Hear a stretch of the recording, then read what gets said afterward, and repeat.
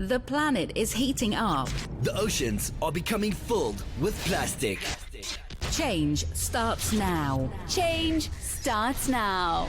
We're on a countdown To zero waste. 5, 4, 3, 2, 1. This is the Zero Waste Countdown Podcast. Here's your host, Laura Nash. Hello, everyone, and welcome to the Zero Waste Countdown podcast and radio show. Today, we're speaking with Tim de Ridder and Sahar Mansoor. They wrote a book called Bare Necessities, How to Live a Zero Waste Life. Welcome to the show, Tim and Sahar. Thanks so much for having us. So I want to know all about your book and what's really cool right now. And let's shout out to the amazingness of technology because Tim is actually joining us from Australia at the same time that Sahar is joining us from India. And then I'm here in Canada, kind of near Toronto. So that's really cool that we can all have this conversation. So we're going to talk all about the book, first of all. So I'm not sure who wants to start, but yeah, let us know what this book is all about. Yeah, sure. So Bare Necessities, How to Lead a Zero Waste Life is published with Penguin, and essentially it is a one-stop shop to kind of talk through all of the ways that you can live a low-impact lifestyle. So it kind of starts with your personal care routine, so really an aspect of your life that you have full control over, to then aspects that are more communal, like zero-waste kitchen, and then kind of moves on to much bigger concepts of cities, communities, and how you might travel. And essentially, we've tried to weave in lots of local examples of things that are native to Asia, India, and also kind of share recipes. Shout out to big enterprises doing amazing things, some that might not have like a big digital footprint or you might not, stumble upon on Instagram, but really highlighting and showcasing amazing local examples of people that are kind of change makers in that space, whether that's, recycling footwear or creating clothes swaps or creating composting bins and things like that. So yeah, that's a little bit about the book, and it just published, in Feb. So we're newbies into this world of being authors. Yeah, it's a new book. It just came out in February, and so you can find this pretty much wherever books are available. It looks like you said that people are recycling shoes. Yeah, there's one example that we highlighted in the book called Green Soul. And essentially, they take your old footwear, they refurbish it, and they kind of donate it to people that might need footwear. And in India, we do have huge communities that could really use that access. So yeah, that's just one example among many that are highlighted in the book. That is so cool. That's a good idea. It's amazing to think about how many shoes are on the planet. If you think of, the 7 to 8 billion people here, and most of us have shoes, and some of us have, many, many pairs, right? It's interesting to think about these things. Tim, have you lived in India as well? I can possibly provide a perspective that's sort of outside of India, but has lived in India as well. So the book itself, we've written it, Sahar and myself, for an Indian audience and try to provide it as sort of a unique book for South Asia. So there hasn't actually been a zero waste book at all before for the market, which was a really exciting thing to be a part of. I'm from Australia, but I was working in India for some time, including working alongside Sahar at her social enterprise based in Bangalore. During that time, we were working and running a number of workshops and events and really interacting with communities across the country. So from a range of age groups, including school children, corporate officers, groups in cafes, sort of climate action groups as well. Just a really great mix. And we kept finding that there are lots and lots of similar questions, no matter where we were based in the country, and getting around to visit to sort of share this knowledge. So some of the questions may be, how do we reduce waste in this area of life, or how do we, say, travel sustainably and that kind of thing. So what we sort of realized was that we wanted to share this knowledge to a far greater extent than what we could do as individuals or the larger team at the business. by running workshops because we could only ever be in one room at a time. So we decided to go and create a zero waste guidebook at the same time as creating an online zero waste course. And the way that we approached it was to sort of have a layer or staged approach. So starting off entering the topic of zero waste, circular economy, sustainability, those kind of areas as the intimate parts of your life. So initially looking at things like your bathroom or your closet, and these are the chapter breakdowns as well. So those first steps each morning when you wake up, it's like how much waste do you produce with, say, cleaning your teeth or using soap as well. Whether you're purchasing fast fashion items or looking at long-term sustainable areas. And then from that, moving up to more communal areas of your home. So thinking in the kitchen or any of your gifting choices, and maybe even broader to sort of the community extent as well. And then lastly, into really global areas, so places that are slightly outside of it, individuals' power to control a lot of things. So talking those city and global or travel scale waste reductions. And the way that we wanted to sort of approach it in that sort of step-by-step method, both for the book and the online courses, essentially the flow is the same. The book just goes far more in depth because of those kind of questions and queries we gain from those workshops and talks. We've sort of approached it that way to highlight and illustrate to the reader that they can sort of make this huge change at an individual level and sort of roll that forward with their lessons and learnings.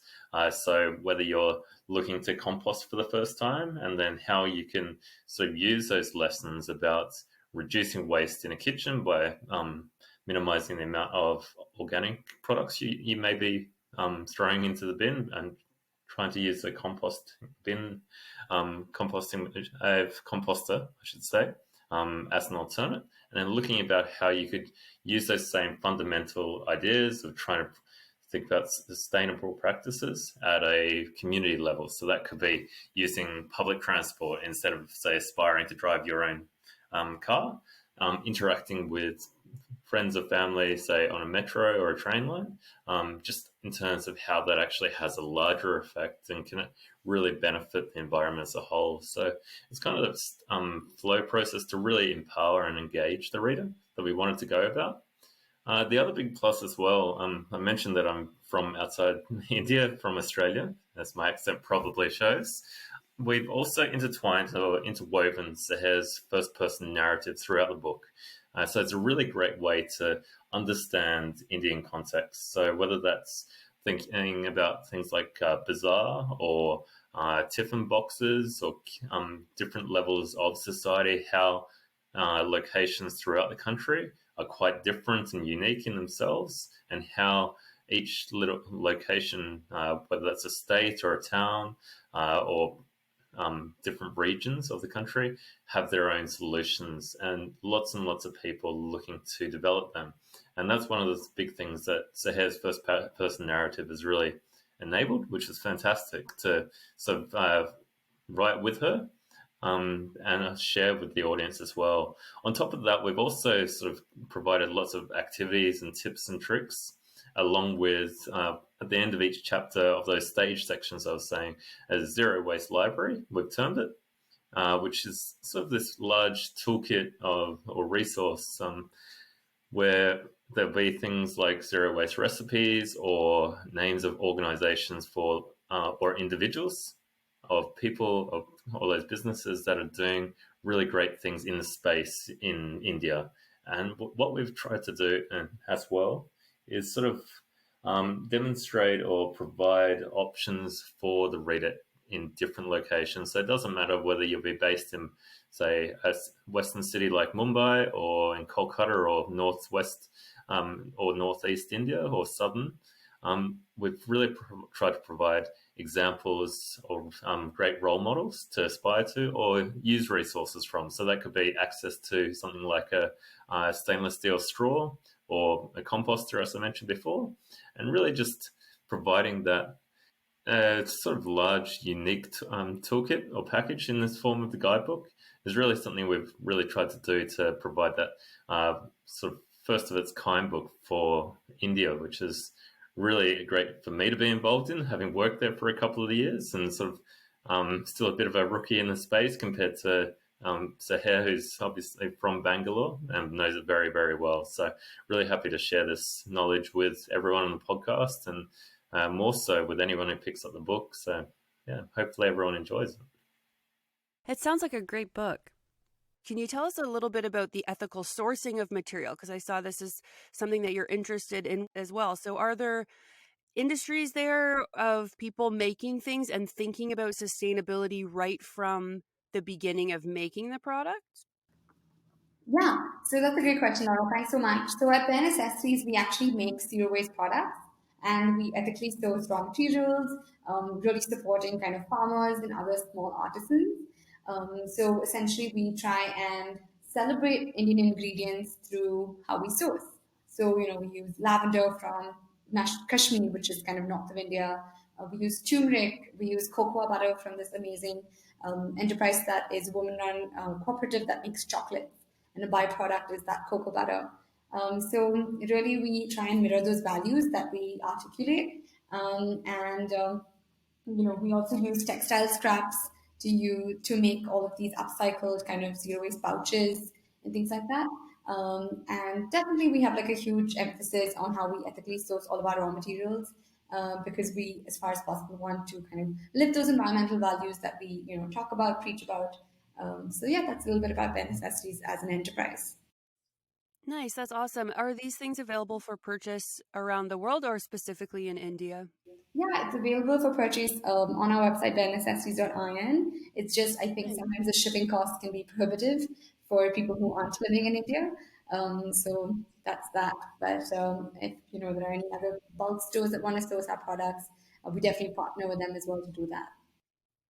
Yeah, I've been trying to grow some lavender here. You mentioned that, and it's a difficult thing to grow. I don't think it likes growing here very much, but it's amazing how many things you can grow in India and all the fruit and veggies and I think you have like good growing seasons because it's warmer, right? So there must be such a good variety of food and healthy food, right? Do you go into food at all in your book? Yeah, absolutely. And you're right, because we're so blessed with so many seasons and also kind of geographically, we've got the mountains, we've got the rivers, we've got the lakes, we've, got everything. So we do actually touch upon food because honestly, food is one kind of way that we all kind of connect with each other and humans and, really kind of establish these social bonds through food. And yeah, we definitely talk about how we can live in a more zero waste manner. And we actually kind of celebrate India through the book in terms of kind of the bazaars, right? They're super accessible. India is the land of small entrepreneurs. In every corner of the road, you will just find someone selling, guava or passion fruit or tender coconut water or like fresh produce. So we definitely do talk about how in the zero waste movement, perhaps, the idea of the mason jars and the bulk stores are kind of glamorized, but they might not be as accessible. They might be like in one odd neighborhood in Brooklyn or whatever. But in India, it's really everywhere.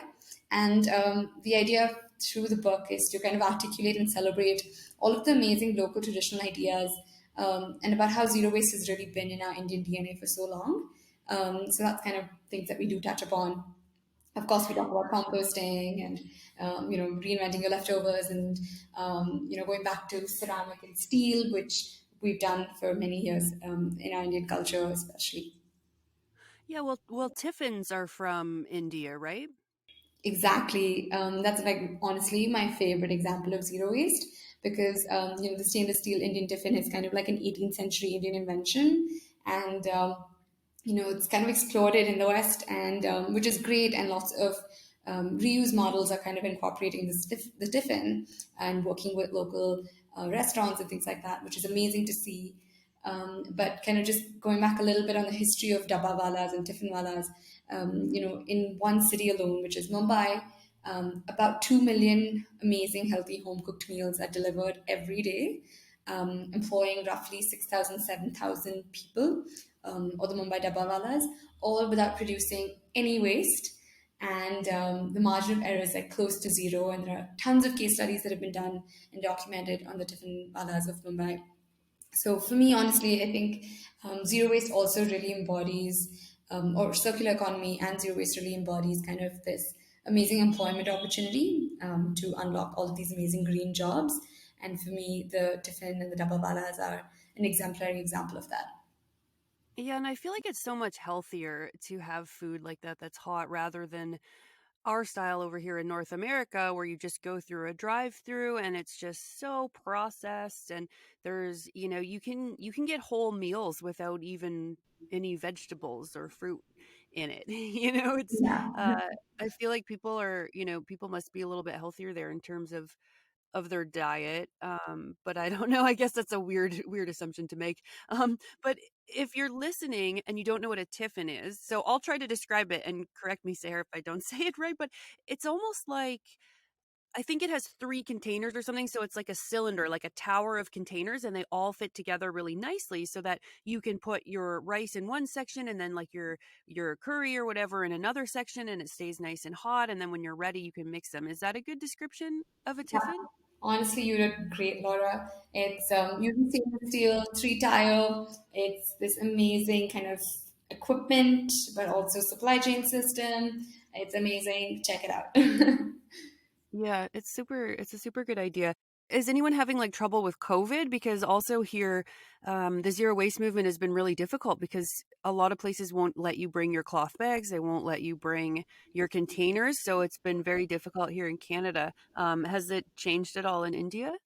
Yeah, definitely, you're right. I think there is a lot of fear, and people kind of associate cleanliness, with something that's packaged or excessively packaged.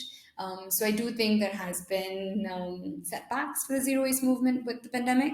But I also do think in India we do have access to lots of fresh food and produce, and we have lots of kind of small entrepreneurs almost on their little cart.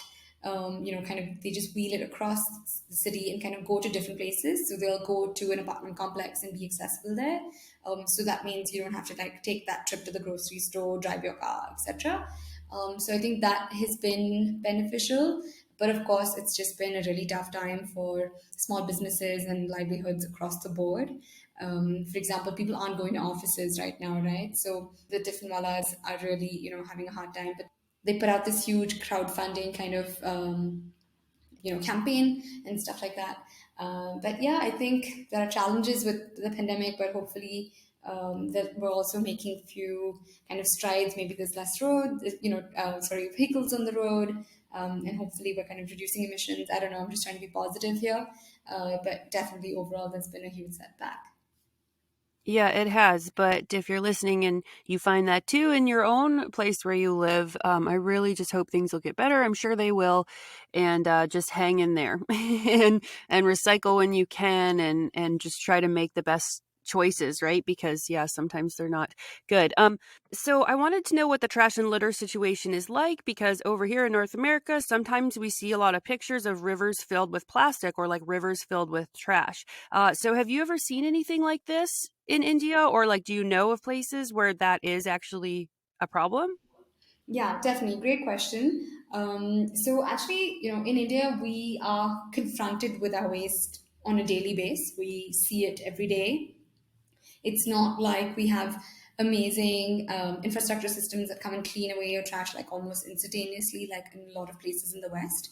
And of course, it really differs from state to state and city to city. But in general, it's safe to say that every Indian kind of encounters trash on a daily basis.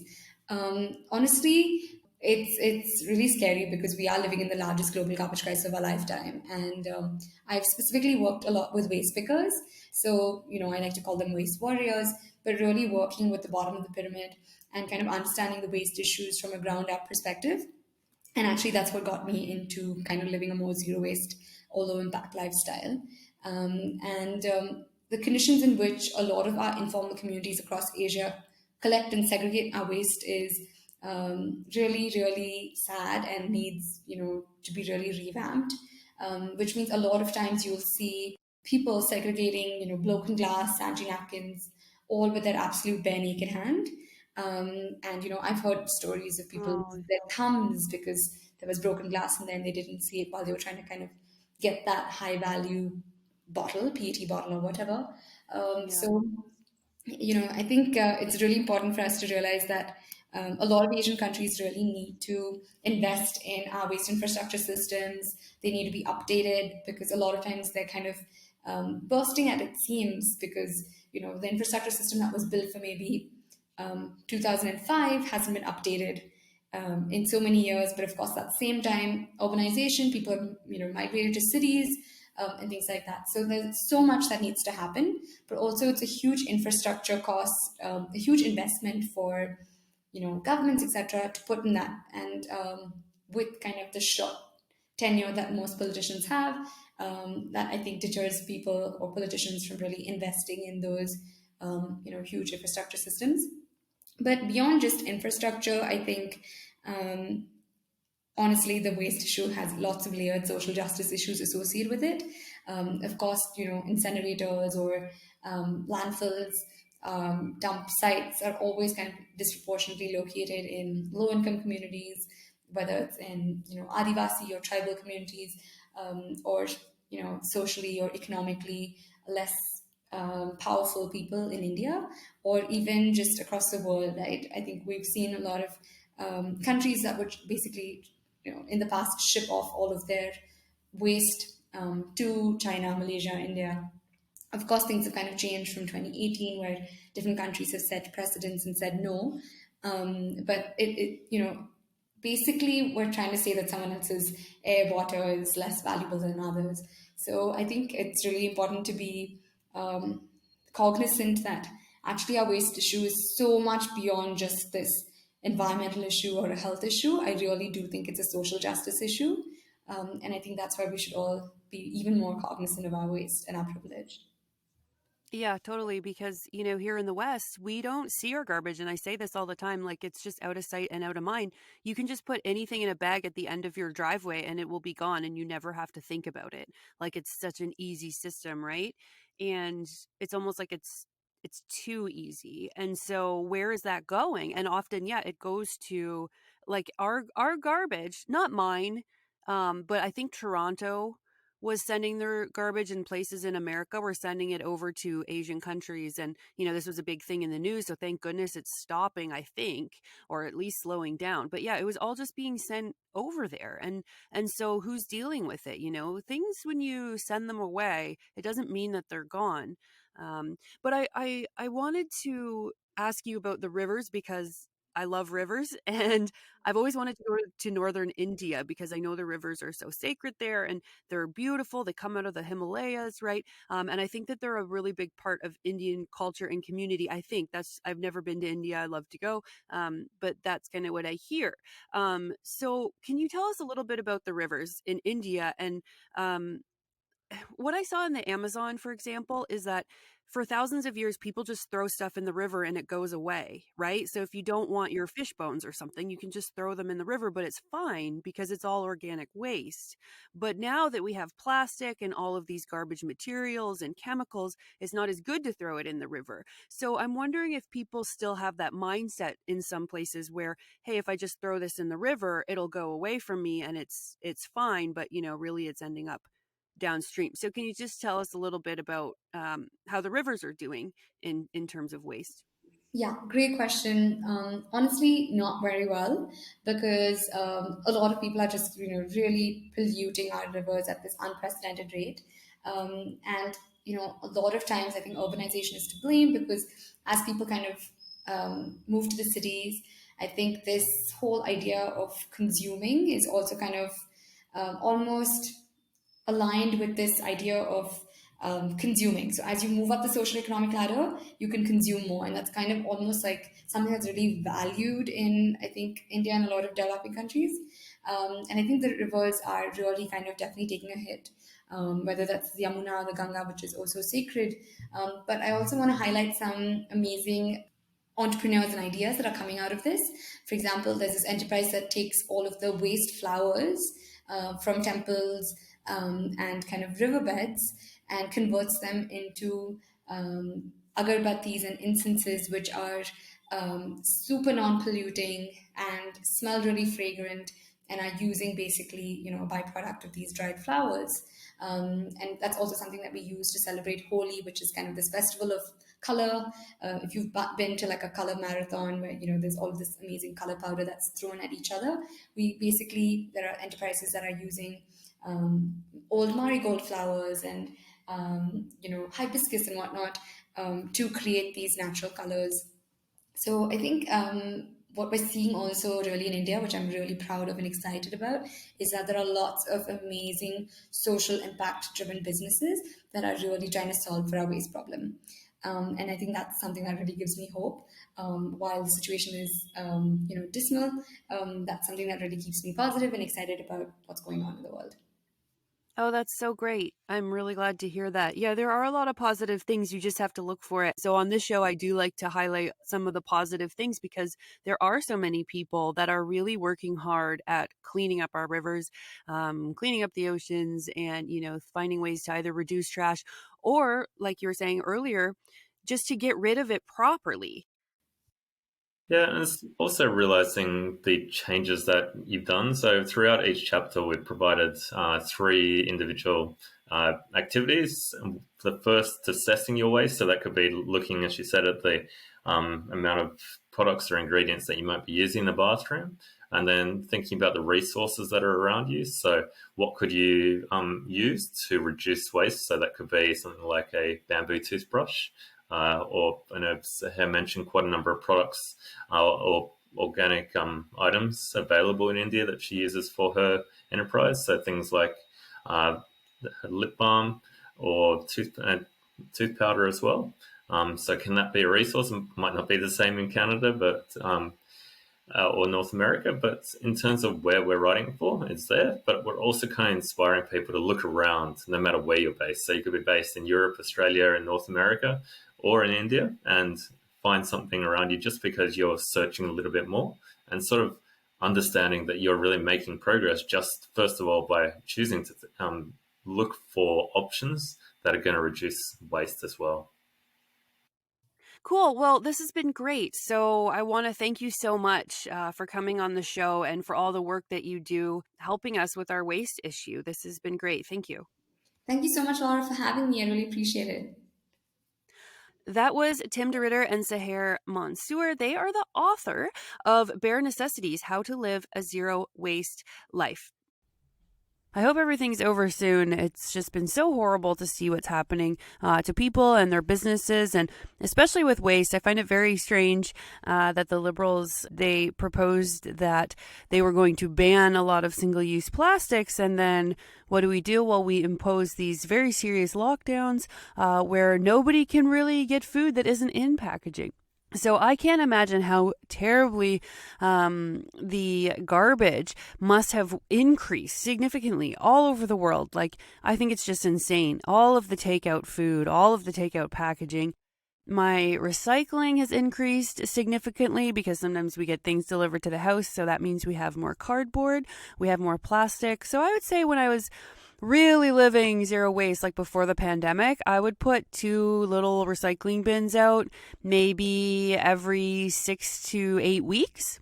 And so now I'm putting them out every 2 weeks. So our recycling comes here in the community every 2 weeks.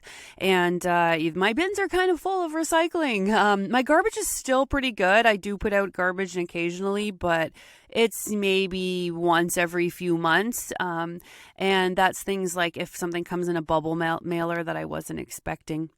Or something like that. So we're doing pretty good with zero waste stuff still. So that's great. But, I just feel so bad with everything that's happening. And I also feel like it's a really bad time to bother businesses about their garbage. So I think we just need to kind of leave people alone and be happy that their businesses are surviving through all of this. But take care of yourself, take care of your loved ones, be nice, be kind out there. There are a lot of people who are struggling and you don't know what they're going through. So people, they're not able to see their family. Maybe they had a grandparent pass away. They can't do their normal sports. They can't get out for their normal social visits with their friends, these sorts of things. So remember to be kind, be nice, take care of each other, and I hope that this is all over soon. Thank you for listening, everybody. Take care of yourself and have a wonderful day. Change starts now. This is the Zero Waste Countdown Podcast.